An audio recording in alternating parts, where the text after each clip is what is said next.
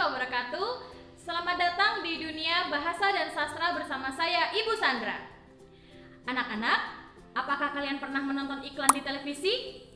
Tentunya pernah ya, karena sekarang ini banyak iklan-iklan yang ditayangkan di televisi. Nah, kalian tahu tidak apa itu iklan? Iklan disebut juga dengan pariwara. Nah, apakah itu? Kita belajar bersama yuk. Pariwara memiliki beberapa pengertian nih anak-anak. Coba yuk kita cek KBBI. Pengertian pertama, pariwara merupakan iklan berupa berita, bukan merupakan gambar atau poster seperti reklame. Adapun pengertian kedua adalah pariwara merupakan pemberitahuan atau pengumuman. Lalu iklan itu sendiri apa? Iklan dapat diartikan sebagai teks yang mendorong atau memujuk khalayak agar tertarik pada barang dan jasa yang ditawarkan. Juga dapat diartikan sebagai pemberitahuan kepada khalayak mengenai suatu barang dan jasa. Anak-anak, tadi kan kita sudah mendengar beberapa istilah ya saat membahas definisi mengenai pariwara. Kita lihat ada beberapa istilah lain yang terkait dengan iklan, antara lain poster, slogan, dan sebagainya. Tidak percaya? Yuk kita lihat lagi KBBI-nya. Sekarang kita bahas perbedaan istilah-istilah tersebut. Anak-anak sudah tahu ya bahwa iklan adalah pemberitahuan yang ditujukan kepada khalayak tentang suatu barang atau jasa untuk mendorong atau memujuk khalayak agar tertarik terhadap barang dan jasa yang ditawarkan. Nah, iklan ini banyak bentuknya.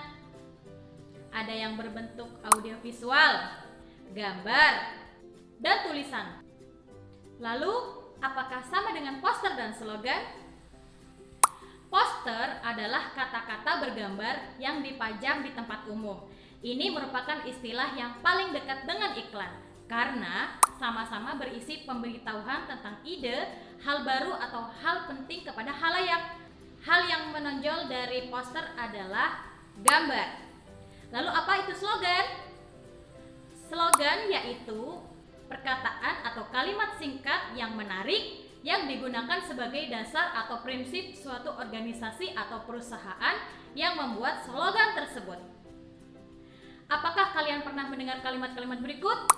Tutwuri Handayani, 2 anak lebih baik, atau cintai bahasa Indonesia, lestarikan bahasa daerah, dan kuasai bahasa asing. Itu adalah contoh-contoh slogan anak-anak. Setelah anak-anak mengetahui semua definisi dari iklan, poster, dan slogan, Ibu yakin kalian pasti sudah dapat menyimpulkan persamaan dan perbedaannya ya. Meskipun begitu, Ibu tetap ingin mempermudah kalian dengan pemetaan berikut. Jadi, ternyata yang memiliki unsur terlengkap adalah iklan ya anak-anak. Iklan dapat mengandung unsur gambar, kata-kata, gerak, dan suara. Untuk slogan, tidak mengandung unsur gambar dan gerak, dan bentuk poster tidak mengandung unsur gerak dan suara.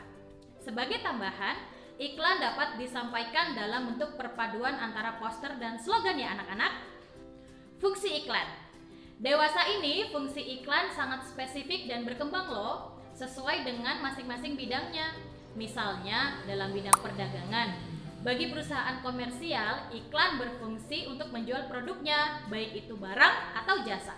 Dalam bidang perkantoran, salah satunya berfungsi untuk mendapatkan karyawan.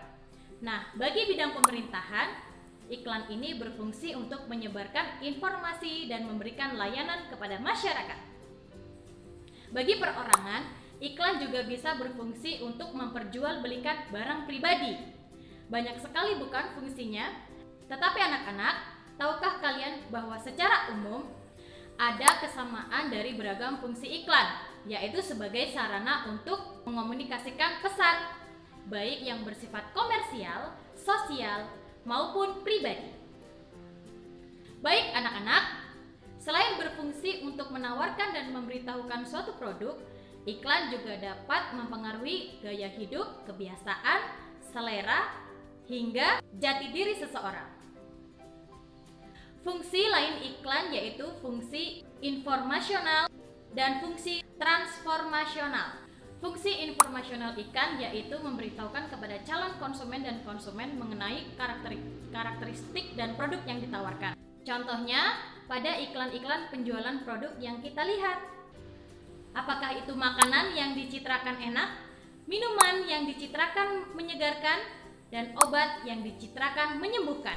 Adapun fungsi transformasional yaitu berusaha mengubah sikap-sikap yang dimiliki oleh konsumen terhadap merek, pola belanja, dan gaya hidup.